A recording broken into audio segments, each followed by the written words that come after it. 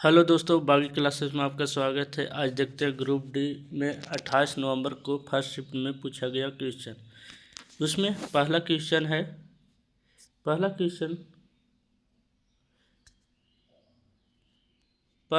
बोल रहा, एक धात्विक चालक का प्रतिरोध डैश के साथ बढ़ता है तो प्रतिरोध बराबर क्या होता है? आर बराबर रो एल बटा एरिया होता है। तो किसके साथ बढ़ता है? यानी कि प्रतिरोधकता बढ़ेगा तो प्रतिरोध बढ़ेगा, लंबाई बढ़ेगा तो प्रतिरोध बढ़ेगा, एरिया बढ़ेगा तो प्रतिरोध घटेगा। और प्रतिरोध कैसे बढ़ेगा? तो प्रतिरोध तापमान में, टेम्परेचर में बढ़ाएंगे तो प्रतिरोधकता बढ़ेगा तो प्रतिरोध बढ़ेगा। तो तापमान में वृद्धि के साथ क्या होता है? प्रतिरोध बढ़ता है। तो ऑप्शन ए सही हो जाएगा। अगला क्वेश्चन देखते हैं। अगला क्वेश्चन, इसका व्याख्या यहाँ पे देख लेते हैं। व्याख्या इसमें क्या है लिखा हुआ? जब किसी धातु का तापमान बढ़ता है तो उसके अंदर परमाणु अधिक तेजी से कंपन करने लगते हैं। इससे प्रभावित होने वाले इलेक्ट्रॉन मार्ग में बाधा उत्पन्न होता है, जिसे हम प्रतिरोध कहते हैं। अगला क्वेश्चन देखते हैं। अगला क्वेश्चन में बोल रहा है, जब श्वेत प्रकाश कांच के प्रिज्म पर आपतित होता है तो उसके सभी घट के रंग में से बैंगनी रंग सबसे अधिक बंकन यानी बेंडिंग करता है। यह किस कारण होता है? तो किस कारण बेंडिंग सबसे अधिक होता है? तो जिसका तरंग दैर्घ्य अधिक होगा वह कम बेंडिंग करेगा, और जिसका तरंग दैर्घ्य कम होगा वो अधिक बेंडिंग करेगा। तो बैंगनी रंग का तरंग दैर्घ्य कम होता है तो यह अधिक बेंडिंग करता है, और अगर तरंग दैर्घ्य कम होगा तो उसका अपवर्तनांक अधिक होगा। तो ऑप्शन ए बोल रहा, बैंगनी रंग का तरंग दैर्घ्य अधिक होती है। नहीं, बैंगनी रंग का तरंग दैर्घ्य क्या होता है? कम होता है। बैंगनी रंग की तरंग दैर्घ्य अधिकतम होती है। नहीं, बैंगनी रंग की तरंग दैर्घ्य न्यूनतम होती है, इसके लिए इसका अपवर्तनांक अधिकतम होता है। तो ऑप्शन सी सही होगा। देखते हैं इसका व्याख्या में है, प्रकाश की चाल माध्यम में उसकी तरंग दैर्घ्य पर निर्भर करता है। बैंगनी रंग की तरंग दैर्घ्य सबसे कम होती है, इसलिए कांच में इसकी गति सबसे धीमी होती है। कॉची के नियम के अनुसार कम तरंग दैर्घ्य वाले अपवर्तनांक अधिक होते हैं। जिसका कम तरंग दैर्घ्य होता है उसका अपवर्तनांक अधिक होता है, और जिससे वह अधिक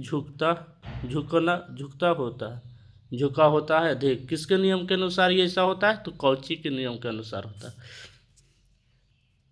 अगला क्वेश्चन देखते हैं। तीसरा में बोल रहा है, सुकेंद्री कोशिका में केंद्रक का मुख्य कार्य क्या है? तो कह रहा है कोशिका में अगर केंद्रक रहेगा तो केंद्र के मतलब समझते हैं केंद्रक हो जाए जो कोशिका का मस्तिष्क होता है। तो केंद्रक क्या निर्देश करेगा? मस्तिष्क क्या करता है? कोई भी काम को करने के लिए मस्तिष्क निर्देश करता है। तो केंद्रक का कार्य क्या है? तो वही पूछ रहा है। तो कह रहा है अपशिष्ट का पाचन। नहीं, अपशिष्ट का पाचन लाइसोसोम का कार्य है। तो कोशिका के जीवन की प्रक्रियाओं को निर्देश करना। हाँ, मस्तिष्क का काम यही होता है कि निर्देश करता हो सभी चीज़ को। तो निर्देश करना, कोशिका के जीवन की प्रक्रियाओं को निर्देशित करना। अब इसका व्याख्या देख लेते हैं। व्याख्या में बोल रहा है, केंद्रक न्यूक्लियस को कोशिका का मस्तिष्क कहा जाता है। इसमें डीएनए होता है। इसमें क्या होता है? डीएनए होता है, जो आनुवांशिक जानकारी रखता है और कोशिका के विकास, चयापचय और प्रजनन जैसी सभी गतिविधियों का नियंत्रित करता है। तो केंद्र के कार्य क्या होता है देख लिए। अगला क्वेश्चन में है, रदरफोर्ड के अल्फा कण प्रकीर्णन प्रयोग से निम्नलिखित में से किसकी खोज हुई? तो कह रहा रदरफोर्ड ने अल्फा कण प्रकीर्णन किया था। उसमें किसका खोज हुआ था? तो उसमें नाभिक का खोज हुआ था। किसका हुआ था? नाभिक का खोज हुआ था। तो ऑप्शन ए सही है। इसका व्याख्या देखते हैं। कह रहा 1911 में लॉर्ड रदरफोर्ड ने सोने की पन्नी पर अल्फा कणों का बौछार की। उन्होंने देखा कि अधिकांश कण सीधे निकल गए, लेकिन कुछ टकराकर वापस आए। इससे सिद्ध हुआ कि परमाणु के केंद्र में एक बहुत छोटा ठोस और धनावेश भाग है, जिसे क्या कहते हैं, नाभिक कहते हैं। तो रदरफोर्ड ने नाभिक की खोज कब किया था? 1911 में। इसको भी याद रखेंगे। अगला क्वेश्चन में है, पृथ्वी के गुरुत्वीय बल के संदर्भ में निम्नलिखित में से कौन सा कथन सत्य है? तो कह रहा है पृथ्वी के गुरुत्वीय बल बराबर, पहले देखते हैं क्या होता है फॉर्मूला, F बराबर G m1 m2 बटा आर स्क्वायर। यहाँ होता है G, जो क्या होता है, यूनिवर्सल कांस्टेंट होता है, यानी कि इसको कहते हैं क्या, स्वार्मिक गुरुत्वाकर्षण नियतांक। और m1 m2 बटा आर स्क्वायर। तो m1 क्या होता है, वस्तु के द्रव्यमान होता है, और r क्या होता है, दूरी होता है। तो इसमें कह रहा है कि कौन सा कथन सत्य है? तो कह रहा है यह वस्तु के द्रव्यमान पर निर्भर करता है। तो हाँ, निर्भर करता है। तो ऑप्शन ए ही सत्य है। तो ऑप्शन ए आंसर हो जाएगा। इसका व्याख्या देखते हैं। व्याख्या में है, न्यूटन के गुरुत्वाकर्षण के नियम के अनुसार F बराबर G m1 m2 बटा आर स्क्वायर। यहाँ F बल दोनों वस्तुओं के द्रव्यमान m1 m2 और गुणनफल के अनुपातिक होता है, और इसलिए द्रव्यमान जितना अधिक होगा गुरुत्वाकर्षण बल भी उतना अधिक होगा। यानी कि द्रव्यमान जितना अधिक होगा गुरुत्वाकर्षण बल उतना अधिक होगा। तो अगला क्वेश्चन देखते हैं। अगला क्वेश्चन में, जड़त्व और द्रव्यमान के बीच संबंध दर्शाने के लिए जब एक फुटबॉल को किक मारने की कठिनाई की तुलना समान आकार के पत्थर को किक मारने से करता है, मौलिक कौन सा मूलभूत सिद्धांत पत्थर को किक मारने से जुड़ी अधिक कठिनाई को संभावित चोट को उचित ठहराता है? तो कह रहा है जड़त्व। पहले जड़त्व किसको कहते हैं? जिसका द्रव्यमान सबसे अधिक होगा उसका जड़त्व सबसे अधिक होगा, जिसका द्रव्यमान कम होगा उसका जड़त्व कम होगा। तो कह रहा है एक फुटबॉल को किक मारा, फुटबॉल और उसी आकार के, यानी कि फुटबॉल जितना बड़ा होगा उसी के आकार के किसको, पत्थर को मारा, फुटबॉल और स्टोन को मारा। तो पत्थर ज़्यादा जड़त्व होगा उसका, क्योंकि ज़्यादा भार होता है तो उसका ज़्यादा जड़त्व होगा। तो फुटबॉल की तुलना में उसे मारने पर न्यूटन की थर्ड लॉ के अनुसार क्या होगा, क्रिया के बराबर प्रतिक्रिया होगा, तो उसके पैर में ज़्यादा चोट का अनुभव होगा। यही होगा। तो ऑप्शन देखते हैं। पत्थर का द्रव्यमान अधिक होता है। तो हाँ, पत्थर का द्रव्यमान अधिक होता है, जिसके परिणाम स्वरूप अधिक जड़त्व। हाँ, तो द्रव्यमान अधिक होगा तो जड़त्व अधिक होगा, अर्थात वह अपनी विरामावस्था को बदलने का विरोध करता। हाँ, तो न्यूटन का फर्स्ट लॉ यही कहता है कि जिसका जड़त्व ज़्यादा होगा वह विरामावस्था को विरोध करेगा। तो ऑप्शन ए ही सही हो जाएगा। इसका व्याख्या है जड़त्व किसी वस्तु का वह गुण है जो उसकी उस स्थिति, विराम या गति बदलाव का विरोध करता है। जड़त्व पूरी तरह से द्रव्यमान पर निर्भर करता है। पत्थर भारी है, अधिक द्रव्यमान, इसलिए इसका जड़त्व अधिक है। उसे हिलाने के लिए अधिक बल चाहिए, जिससे चोट लगने का खतरा बढ़ जाता है। तो यही है अंतर। अगला क्वेश्चन, हाइड्रा की मुकुलन प्रक्रिया के चरणों का अनुक्रम क्या है? तो कह रहा हाइड्रा पहले सबसे पहले क्या करता है, मुकुलन करता है। तो हाइड्रा मुकुलन करता है, उसको चरण कैसे कैसे बनता है। तो मान लेते हैं कि ये हाइड्रा है, तो हाइड्रा का मुकुलन आरंभ होगा। तो हाइड्रा में मुकुलन ऐसे आरंभ होगा। उसके बाद क्या होगा, इसका मुकुलन वियोजन होगा, या अगर मुकुलन बना तो ये टूट के अलग होगा। फिर मुकुलन परिपक्व होगा, यानी कि मुकुलन बड़ा होगा। उसके बाद नई वेष्टि बन जाएगा। तो ये एक प्रकार का फिर से मुकुलन है जो हाइड्रा के रूप ले लेगा। तो ऑप्शन ए ही सही हो जाएगा। इसका व्याख्या है, अलैंगिक प्रजनन में सबसे पहले शरीर का एक उभार बनता है शरीर का। यह विकसित होकर पूर्ण रूप ले लेता है। फिर जनक के शरीर से अलग होकर स्वतंत्र जीव बन जाता है, वही होता है जीव बन जाता है। तो अगला क्वेश्चन में है, एक हाउसिंग सोसाइटी ने अपशिष्ट को 2 डब्बों में पृथक करना शुरू किया, हरा रसोई अपशिष्ट के लिए और नीला प्लास्टिक धातु कांच के लिए। इस प्रक्रिया से मुख्य लाभ क्या है? तो कह रहा है एक हाउसिंग सोसाइटी है, उसमें क्या किया, 2 को डब्बा लिया, एक हरा डब्बा लिया और एक नीला डब्बा लिया। हरा डब्बा को रसोई घर में रखा, यानी कि रसोई घर में क्या होगा, जो भी जैसे सब्जी की छिलका, आलू, सब्जियां, कुछ भी मतलब खाने वाला चीज़ उसमें डाला जाएगा। और एक नीला डब्बा लिया, उसमें क्या, प्लास्टिक धातु जो मतलब ना हो, मतलब सड़ गल नहीं सकता, उसको उसमें रखेगा। तो इससे क्या होगा कि पुनः चक्रण वाला सामग्री को अलग अलग डब्बा में रखा जाएगा और जो अपशिष्ट में बनकर गल सड़ जाएगा उसे अलग डब्बा में रखा जाएगा। इससे पुनः चक्रण में आसानी होगा। तो ऑप्शन कह रहा है इससे कचरे की दुर्गंध कम होगी, नहीं, कचरे की दुर्गंध से कोई लेना देना नहीं है। इससे उत्पादित अपशिष्ट की मात्रा बढ़ जाएगी, नहीं। अगला ऑप्शन देखते हैं। अगला ऑप्शन कह रहा है इससे अपशिष्ट संग्रहण शीघ्रता से होगी, नहीं। इससे अजैव निम्नीकरण अपशिष्ट जो जैव निम्नीकरण अपशिष्ट से पृथक करने में सहायता प्राप्त होगी। हाँ, तो इसमें जैव न्यूनकरणीय है, अजैव न्यूनकरणीय है, उससे अलग करने में सहायता मिलेगा। तो यह ऑप्शन सही हो जाएगा।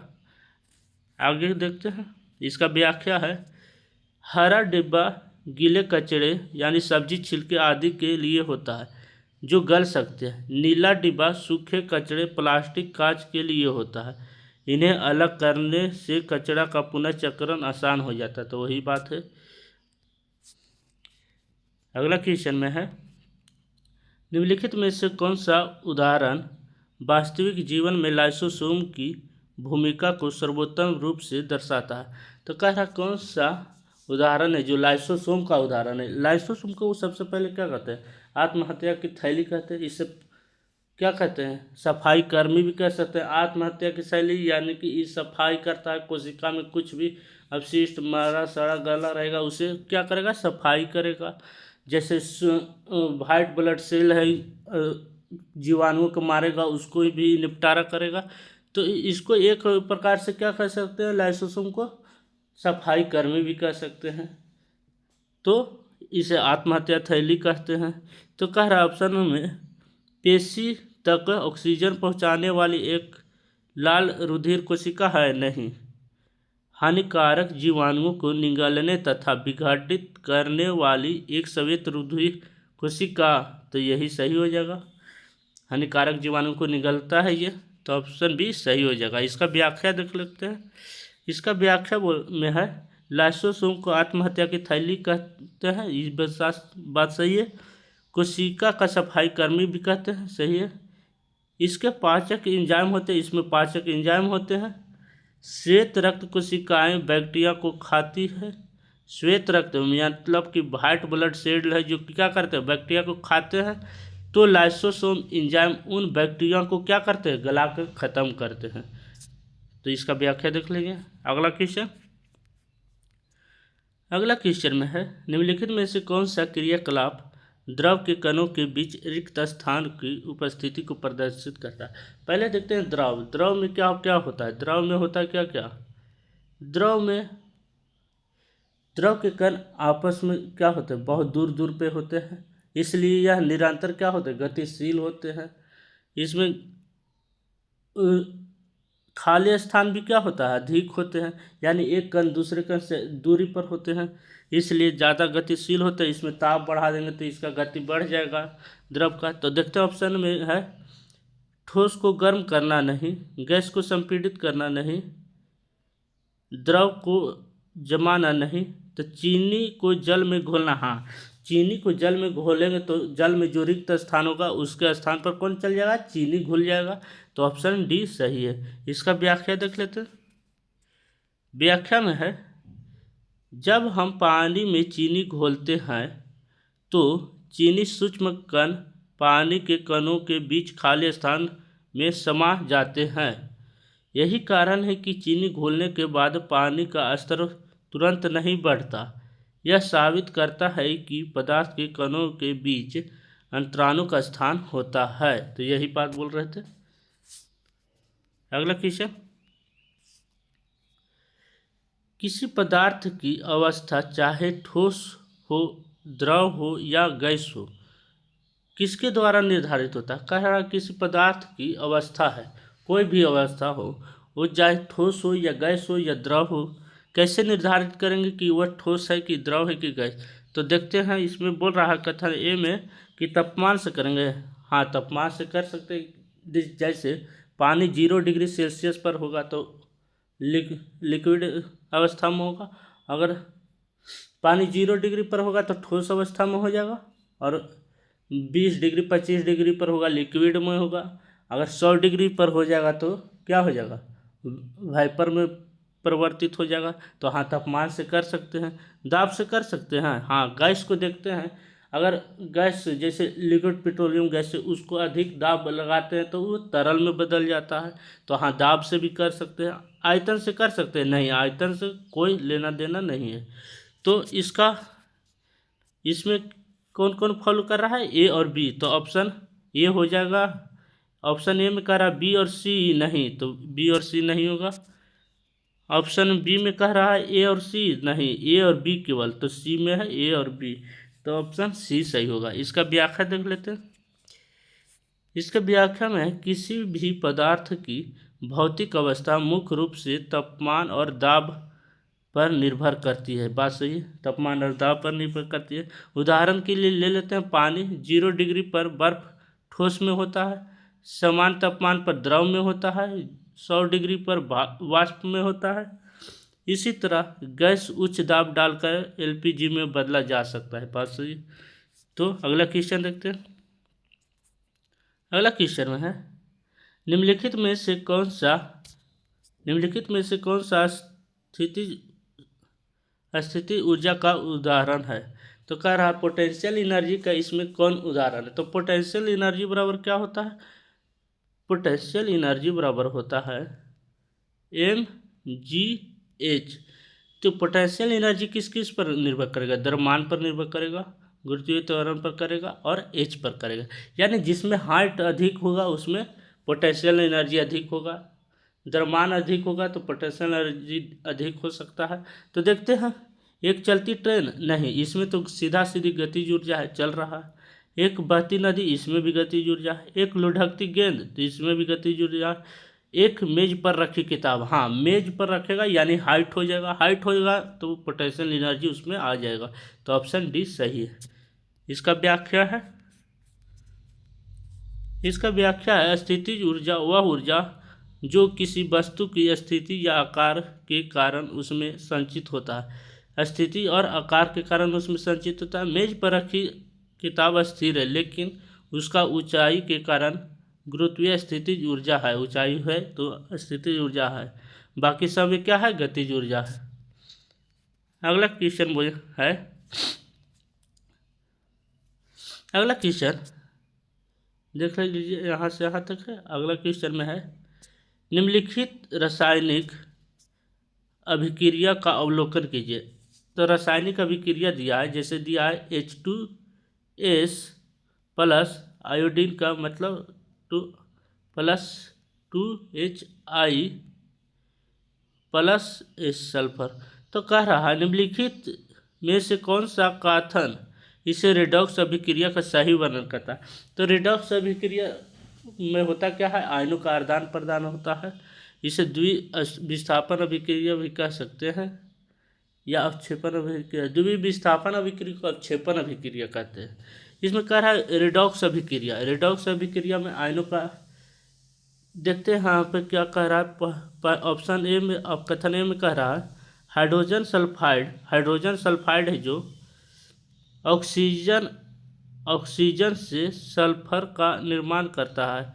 हाइड्रोजन सल्फार ऑक्सीकरण से, ऑक्सीजन से नहीं, ऑक्सीकरण से सल्फर का निर्माण करता है। तो ऑक्सीकरण किसको कहते हैं? ऑक्सीकरण उसको कहते हैं जिसमें हाइड्रोजन का हटना और ऑक्सीजन का जुटना। तो हाइड्रोजन का हटेगा तो ऑक्सीकरण होगा और ऑक्सीजन जुटेगा तो भी ऑक्सीकरण होगा। तो देखते हैं हाइड्रोजन सल्फाइड में हाइड्रोजन हट रहा है तो किसका, सल्फर का निर्माण। हाँ, हाइड्रोजन सल्फाइड से हाइड्रोजन हट गया तो क्या हुआ, सल्फर का निर्माण हुआ, यानी ऑक्सीकरण हो रहा है। आयोडीन का अपचयन होता है जिससे हाइड्रोजन आयोडाइड बनता है।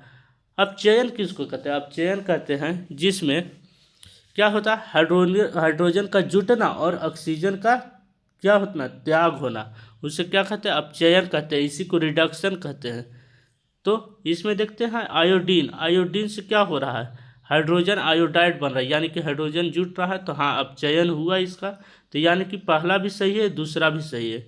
तो कथन 1 और 2 दोनों सही है। तो किस में है, कथन 1 और 2 दोनों सही है, तो ऑप्शन ए सही हो जाएगा।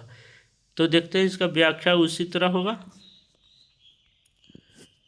हाइड्रोजन सल्फाइड से हाइड्रोजन हट रहा है, सल्फर बन रहा है, तो हाइड्रोजन का ऑक्सीकरण, हाइड्रोजन का क्या हुआ,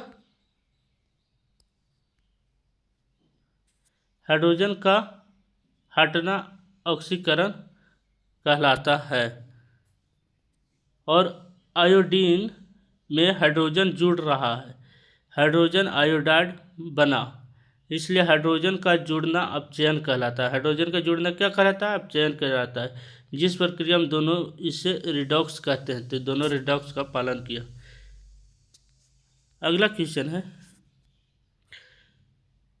पौधे की कोशिकाओं में सूजन या सिकुड़न प्रक्रिया जिसके कारण आकार और गति में परिवर्तन होता है, सीधे तौर पर किस कार्य के कारण होता है। तो कह रहा है सूजन या सिकुड़न, यानी फूलना और सिकुड़ना। फूलना सिकुड़ना किसके कारण होता है, ओस्मोसिस परासरण के कारण होता है। तो परासरण के कारण क्या होता है, कोई जैसे किशमिश का सिकुड़ना फूलना परासरण के कारण होता है।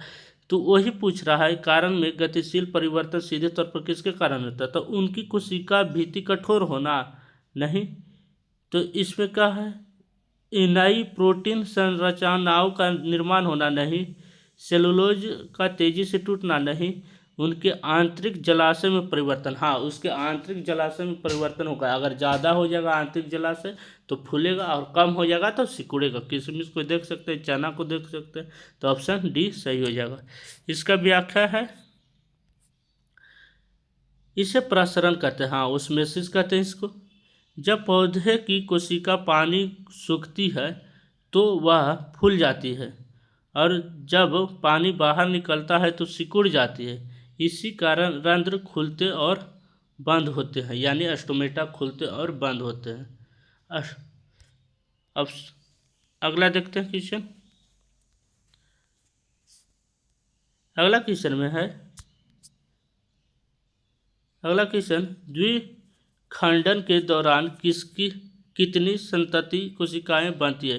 कह रहा है द्विखंडन होता है उसमें कितनी संति संतति कोशिकाएं बनती है। तो नाम से ही स्पष्ट है, द्विखंडन यानी कि 2 गो बनेगा। तो ऑप्शन डी सही हो जाएगा। अगला क्वेश्चन देखते हैं, इसका व्याख्या। जैसा कि हम नाम से स्पष्ट है कि द्वि का अर्थ 2 होता है, इस प्रक्रिया में एक जनक कोशिकाएं विभाजित होकर 2 बराबर संतति कोशिकाओं का निर्माण करेगा। यह अमीबा जैसे एक कोशिकीय जीवों में होता है। अगला क्वेश्चन है,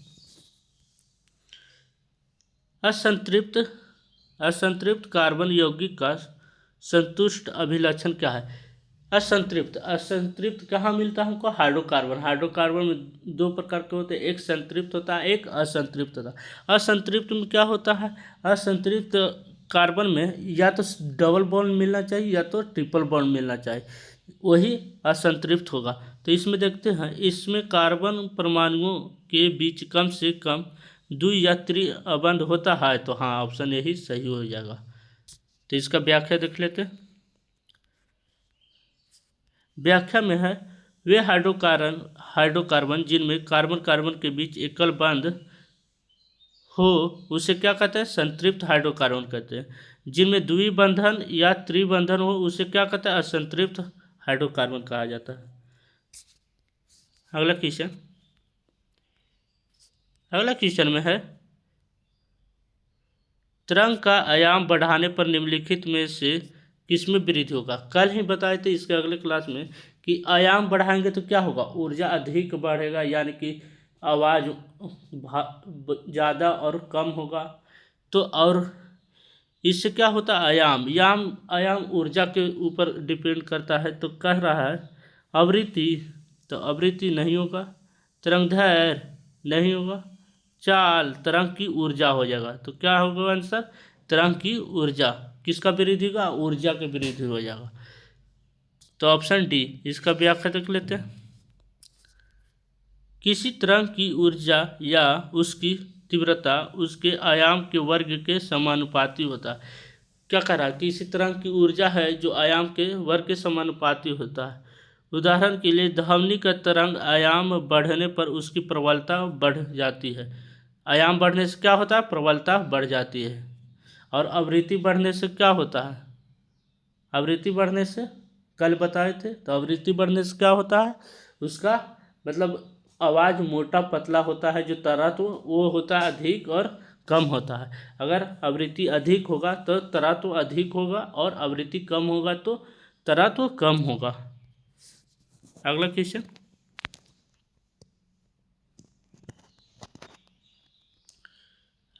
में बोल रहा अवतल लेंस द्वारा निर्मित प्रतिबिंब के संबंध में निम्नलिखित में से कौन सा कथन सत्य है। नहीं है, पकड़ना है। तो अवतल लेंस सबसे पहले अवतल लेंस को क्या कहते हैं, तो अवतल लेंस को एक अपसारी लेंस भी कह सकते हैं, और उत्तल लेंस को अभिसारी लेंस कहते हैं। तो अवतल लेंस को क्या कहते हैं, अपसारी लेंस कहते हैं। अवतल लेंस कैसा प्रतिबिंब बनाता है, अवतल लेंस है जो हमेशा आभासी प्रतिबिंब बनाता है, आभासी प्रतिबिंब और छोटा प्रतिबिंब बनाता है। तो देखते हैं आभासी प्रतिबिंब को क्या होता है, पर्दे पर उतारा जा सकता है, तो नहीं उतारा जा सकता। तो ऑप्शन ए में बोल रहा है अवतल लेंस द्वारा निर्मित प्रतिबिंब पर्दे पर प्राप्त नहीं किया जा सकता। हाँ ये सही है, यहाँ हमको गलत निकालने के लिए बोला, तो गलत ये नहीं है, तो ये सही है। अवतल लेंस द्वारा निर्मित प्रतिबिंब को पर्दे पर प्राप्त किया जा सकता है, नहीं, वास्तविक प्रतिबिंब को पर्दा पर प्राप्त करते हैं, तो ये गलत हो गया। निर्मित प्रतिबिंब सदैव बिंदु आकार की तुलना में छोटा होता है, तो हाँ ये सही है, बिंदु आकार से एकदम छोटा होता है अवतल लेंस में। निर्मित प्रतिबिंब सदैव बिंदु आकार की तुलना में बड़ा नहीं होता है। तो ऑप्शन दो, क्या कथन 2 और 4 गलत है, तो किस में है, सी में, तो सी सही हो जाएगा। अगला क्वेश्चन, इसका व्याख्या है अवतल लेंस हमेशा आभासी और सीधा प्रतिबिंब बनाता है। आभासी प्रतिबिंब पर्दे पर प्राप्त नहीं किया जा सकता, तो ऑप्शन 2 गलत है, कथन 2 गलत था। अवतल लेंस द्वारा बना प्रतिबिंब हमेशा वस्तु आकार से छोटा होता है, ये भी गलत है। तो देखते हैं अगला क्वेश्चन है। अगला क्वेश्चन, एक छात्र परागन से पहले पुष्प की वर्तिका काट देता है, सबसे अधिक संभावित परिणाम क्या होगा। तो कह रहा है एक छात्र था जो परागन मतलब परागन होने से पहले क्या किया, उसका वर्तिका को काट दिया। वर्तिका कहाँ होता है, एक ऐसे होता है, मान लीजिए ऐसे, तो ऊपर होता है वर्तिकाग्र, इसके बीच में होता है वर्तिका, और नीचे होता है अंडाशय, यहाँ अंडाशय होता है। तो कह रहा वर्तिका काट दिया, यानी कि ऊपर वर्तिका यहाँ से काट दिया, तो इसमें एक होता है यहाँ पे नर जनन भाग होता है, उससे यहाँ पे वर्तिकाग्र पे परागन जाएगा, तब बीजांड अंडाशय में जाएगा, तो निषेचन होगा, उसके बाद कोई फल बनेगा। तो कह रहा वर्तिका को काट दिया, तो यहाँ से जाएगा जो अंडाशय तक नहीं, यानी बीजांड तक नहीं पहुँच पाएगा, तो निषेचन नहीं होगा, तो फल नहीं बनेगा। तो इसमें कह रहा सबसे अधिक संभावित क्या है, तो सबसे अधिक संभावित यही है कि निषेचन नहीं होगा, परागन तेजी से होगा नहीं, पराग नलिका अधिक तेजी से बढ़ेगी नहीं, निषेचन नहीं होगा, हाँ नहीं होगा, क्योंकि वर्तिका काट दिया है। तो इसका व्याख्या देख लेते हैं। परागन की प्रक्रिया में परागकण पुष्प के वर्तिकाग्र पर मिलते हैं। यदि वर्तिका काट दिया जाता है तो परागन बीजांड तक नहीं पहुँचेंगे। जिससे निषेचन की क्रिया संभव नहीं होगा। 20 नंबर क्वेश्चन में है, एक सीधी धारावाही चालक के चारों ओर उत्पन्न चुंबकीय क्षेत्र रेखाएं तार के अनुदिश केंद्रित संकीर्ण वृत्त बनाती है। तो हाँ, संकीर्ण वृत्त बनाती है धारावाही चालक के तारों, तो यह सही है। इन चुंबक क्षेत्र रेखाएं की दिशा दक्षिण हस्त नियम के उपयोग करके निर्धारित की जा सकती है। तो हाँ, ये भी सही है, तो यानी दोनों सही है, तो ऑप्शन ए सही हो जाएगा। इसका व्याख्या है, एक सीधे धारावाही चालक तार में धारा प्रवाहित करने से उसके चारों ओर क्या होता है, चुंबकीय क्षेत्र संकीर्ण वृत्त के निर्माण करता है, और ये दक्षिण हस्त के नियम का पालन करता है। क्वेश्चन है अगला, एक प्रबल अम्ल और एक प्रबल क्षार से बने लवण पीएच मान लगभग कितना होता है। तो कह रहा है एक प्रबल अम्ल है और एक प्रबल क्षार है, तो इसका पीएच मान क्या होगा। तो इससे पहले क्लास में ही बताए थे, अगर प्रबल अम्ल होगा, प्रबल अम्ल और प्रबल क्षार होगा तो मिलके क्या बनाएगा, न्यूट्रल हो जाएगा, यानी उदासीन हो जाएगा। तो उदासीन हो जाएगा तो उदासीन का पीएच मान कितना होता है, 7 होता है। अगर प्रबल अम्ल होगा और ध्रुवल क्षार होगा तो क्या बनेगा, प्रबल अम्ल बनेगा। अगर ध्रुवल अम्ल होगा और प्रबल क्षार होगा तो क्या बनेगा, प्रबल क्षार बनेगा। तो इसमें कह रहा है प्रबल दोनों है तो न्यूट्रल हो जाएगा, तो इसके 7 के बराबर हो जाएगा। ऑप्शन ए सही है। इसका व्याख्या है, जब एक प्रबल अम्ल जैसे HCl और प्रबल क्षार NaOH अभिक्रिया करते हैं तो एक दूसरे को पूरी तरह उदासीन कर देते हैं, जिससे बनने वाला लवण उदासीन होता है और इसका पीएच मान कितना होता है, 7 होता है। 22 नंबर क्वेश्चन, जब बेरियम क्लोराइड सोडियम सल्फेट के साथ अभिक्रिया करता है तो किस प्रकार की अभिक्रिया होती है। कह रहा बेरियम क्लोराइड जब सोडियम सल्फेट से अभिक्रिया करता है तो किस प्रकार की अभिक्रिया होता है। तो बेरियम क्लोराइड ये Ba+ NaCl- होगा, E+ होगा, E- हो जाएगा, तो कुछ बनेगा, तो बेरियम सल्फेट बन जाएगा और सोडियम क्लोराइड बन जाएगा। तो ये कैसा हो गया अभिक्रिया, डबल डिस्प्लेसमेंट हो जाएगा। यहाँ पे बेरियम सल्फेट का रंग कैसा हो जाएगा, सफ़ेद हो जाएगा, NaCl निकल जाएगा, NaCl। तो यहाँ पे हुआ डबल डिस्प्लेसमेंट रिएक्शन हो गया, तो डबल डिस्प्लेसमेंट तो कह रहा है कि किस प्रकार की अभिक्रिया होती है, तो इसमें किस प्रकार की हुआ, तो दोहरी विस्थापन अभिक्रिया हुआ। तो इसमें व्याख्या में है, इस अभिक्रिया में आयनों का आदान प्रदान होता है। यहाँ बेरियम और सोडियम अपने स्थानों को अदला बदली करते हैं, इसलिए यह द्विविस्थापन अभिक्रिया है। क्वेश्चन नंबर 23 में बोल रहा है, न्यूटन के गति के प्रथम नियम को निम्न डैश के नियम से न्यूटन के प्रथम नियम को अभी बताए थे ऊपर वाले क्वेश्चन में, कि न्यूटन की गति के प्रथम नियम को क्या कहते हैं, जड़त्व का नियम कहते हैं, जड़त्व का नियम कहते हैं, इनर्शिया का नियम इसी को कहते हैं। तो ऑप्शन ए, जड़त्व का नियम क्या कहता है, जिसका द्रव्यमान अधिक होगा उसका क्या होगा, जिसका द्रव्यमान अधिक होगा उसका जड़त्व भी अधिक होगा। तो न्यूटन का प्रथम नियम कहता है। व्याख्या है इसका, न्यूटन का प्रथम नियम कहता है कि कोई वस्तु अपनी विरामावस्था या गति अवस्था में तब तक बनी रहती है जब तक उस पर कोई बाहरी बल ना लगे। इसे क्या कहते हैं, जड़त्व का नियम भी कहते हैं। अगला क्वेश्चन है, सक्रियता श्रेणी में सबसे नीचे पाई जाने वाली धातु जैसे सोना, चांदी, प्लेटिनम आमतौर पर प्रकृति में किस अवस्था में पाई जाती है। तो कह रहा है सक्रियता श्रेणी याद रहना चाहिए इसके लिए, सक्रियता श्रेणी में सबसे नीचे कौन आता है, सोना, चांदी, प्लेटिनम ये सब आता है। तो इससे आमतौर पर प्रकृति में कैसा होता है, ये बहुत कम अभिक्रियाशील होता है, इसलिए प्रकृति में कैसा होता है, निष्क्रिय होता है, यानी कि स्वतंत्र अवस्था में होता है। तो ऑप्शन ए बोल रहा है कार्बोनेट रूप में जिन्हें भर्जन की आवश्यकता होती है, नहीं। सल्फाइड रूप में ये भी नहीं होगा। अपनी मुक्त अवस्था में, हाँ अपनी मुक्त अवस्था में होता है, जैसे सोना है तो सोना ही की तरह रहेगा। तो ऑप्शन सी सही हो जाएगा। अगला इसका व्याख्या देख लेते हैं। व्याख्या में वही लिखा हुआ है, सोना चांदी और प्लेटिनम बहुत कम क्रियाशील धातु है। ये ऑक्सीजन या नमी से जल्दी अभिक्रिया नहीं करते, इसलिए प्रकृति में शुद्ध और मुक्त अवस्था में पाई जाती है। अगला क्वेश्चन, निम्नलिखित अंगों में से कौन सा अंग वृद्धि हार्मोन मोचक कारक को विमोचक करता है, जो वृद्धि हार्मोन विमोचन को विमोचित करने के लिए पीयूष ग्रंथि को उद्दीपित करता है।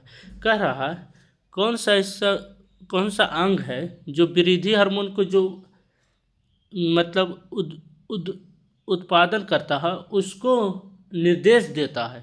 मतलब कह लिया जाए कि अगर कोई निर्देश देता है, उसको भी कोई निर्देश दे रहा है, इसी के कहने का मतलब है जैसे पीयूष ग्रंथि वृद्धि हार्मोन को उत्पादित करता है, उसको कौन निर्देश देता है। तो पीयूष ग्रंथि पहले देखते हैं, पीयूष ग्रंथि को क्या कहते हैं, मास्टर ग्रंथि कहते हैं। तो इसका मास्टर ये ग्रंथि सभी ग्रंथि का मास्टर है, तो इसका कौन मास्टर है वही पूछ रहा क्वेश्चन। तो उसको क्या कहते हैं, master of master. Master of master किस ग्रंथि को कहते हैं, तो हाइपोथैलेमस को कहते हैं। हाइपोथैलेमस है जो पीयूष ग्रंथि को नियंत्रित करता है, पीयूष ग्रंथि को वृद्धि हार्मोन निकालने के लिए निर्देश देता है। तो वही क्वेश्चन पूछ रहा है कि पीयूष ग्रंथि को उत्पादित करता कौन सा अंग है, तो हाइपोथैलेमस है। हाइपोथैलेमस और किसको कंट्रोल करता है, तो ये किसको कंट्रोल करता है, भूख लगना, प्यार, डर, मतलब सभी हाथी को कौन नियंत्रित करता है, हाइपोथैलेमस करता है। इसका व्याख्या है, हाइपोथैलेमस मस्तिष्क का वह हिस्सा है जो रिलीजिंग हार्मोन को छोड़ता है। ये हार्मोन पीयूष ग्रंथि को निर्देश देते हैं कि उसे कब और कौन सा हार्मोन छोड़ना है। तो यही आंसर सही था, हाइपोथैलेमस। अगला क्वेश्चन खत्म हो गया, लास्ट क्वेश्चन था। Thank you very much.